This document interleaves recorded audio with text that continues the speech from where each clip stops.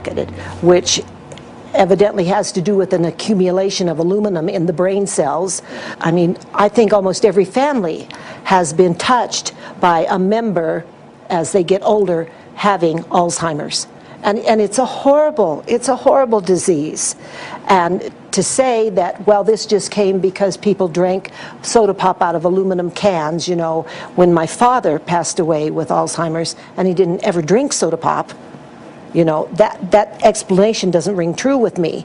And so I'm wondering, how much did this chemtrail spraying back in the Illinois area affect him? Aluminum and fine metal is an accelerant. A friend who's a firefighter up in Pine, Arizona for 20 or 30 years says that the wildfires now that they're fighting are way beyond anything they've seen before in intensity.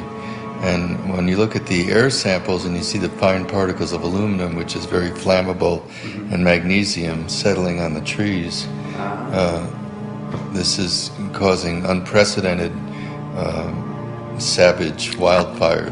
But if you look at this, you can see these are parts per million. They sent this to me, and I just found this to be extremely interesting because we should have like 2 parts per million of aluminum in our air. And this is saying that there's 39,000 parts of aluminum. That's astronomical. Barium is high. I mean, these are way off the charts of what people should be breathing or what's coming down on them. And, you know, if people wonder why their health is deteriorating, why they're having to go to emergency rooms, why they can't breathe, you know, why they're getting Alzheimer's, this has been planned. We have elites, I don't know what you want to call them, one worlders, Illuminati, I don't, whatever you want to call them. But with these people that don't care about the average person, they only care about themselves, their greed, their power, and if they eliminate, you know, 2/3, 3/4 of us from the planet, so much for the better for them, because then they don't have so many people to have to herd around and worry about. So this is a lot what this is about, and this is very, very alarming and scary. I mean, where is this stuff coming from? And why? Why is this kind of stuff being put out there? You know, I've heard different explanations about, oh, we need to cool the planet, all this and that. But if people are up there trying to cool the planet, why do they need all this kind of stuff in it? The explanations just never have really rang very true. And as I'm setting up the equipment, she looked at me, she said, all these trees here are dying. And I said, what? She says, all these trees in here are dying.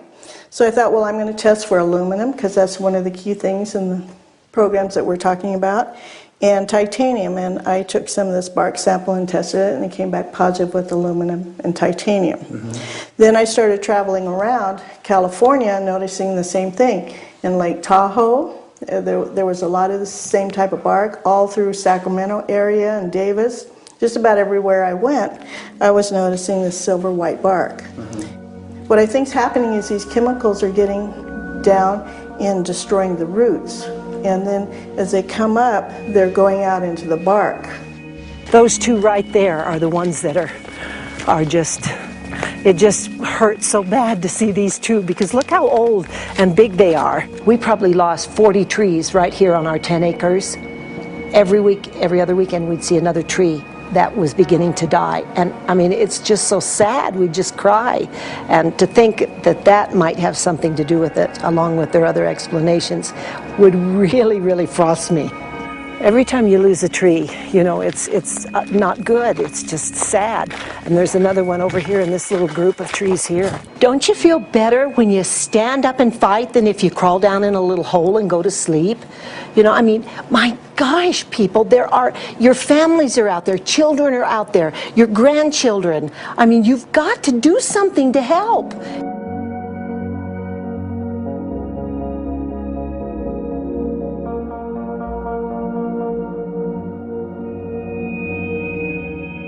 My greatest hope is to get people to question, and hey, if they don't wake up while we're there, I'm hoping to plant some seeds. We're going to the most beautiful place on the planet, Hawaii.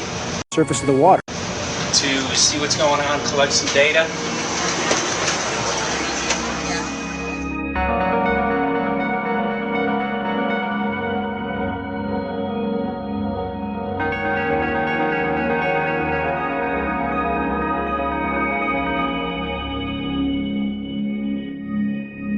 We thank you for having fun with us. Hope you enjoyed the trip. Have a great vacation and welcome home if you're lucky enough to live here. Thank you.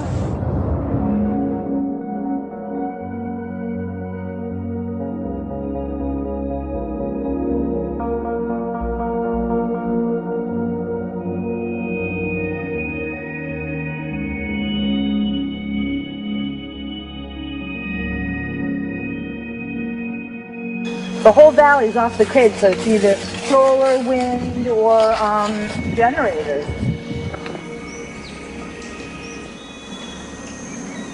Look at this, man. Yeah, the mind can't even conceive of a dream of this. Right. Yeah, right. Even coming here, and one would never think, you know, in paradise that it's getting destroyed. And they're doing it island style. They do it off the island, right? They do it off the island, so they don't, you know, you don't see the chemtrail airplane. The theory is that they're spraying the ocean, yeah. offshore, and It's coming in on the... and it's coming in. Now these are coming from the west. They're also spraying on both sides today. A lot of this stuff is actually chemtrails coming this direction. There's material that's blocking. We should be able to see to the horizon, you know, where the Earth curves, because we're high enough and we have the ocean, right? So we should be able to see. We should be able to see the Big Island. It's only 30 miles away. And you can see it's not a blue sky behind it. That's the key. It's all, you know, has that kind of weird looking blue, like silver blue, I call it. And this is a nice day. You know, there's no more blue sky. The night we're gonna look at the stars at night. And it's like, you'll see, you can count them. There's so few stars at night now. There should be hundreds of thousands of stars, and I can count the stars. There's like one here and one planet here. It's like, you might see, some nights you'll see 100, some nights you'll see 10. This is what concerns me, this kind of stuff right here. It's just soft. Okay. This just comes right off, this bark. That's not natural. Where I've seen hundreds of thousands of coconuts and I've never seen it falling apart like that.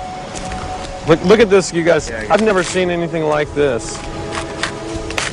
I used to trim trees all the time in the Big Island. I've never seen anything like that. That's why I'm concerned. Not an easy task that you have here on the island. I could see the skepticism because it is so far beyond anybody's reality. It's amazing. It's just amazing to try to look through somebody else's eyes. Like my eyes, I can see this, so it's like night and day. And other people, it's just the illusion is just so deep.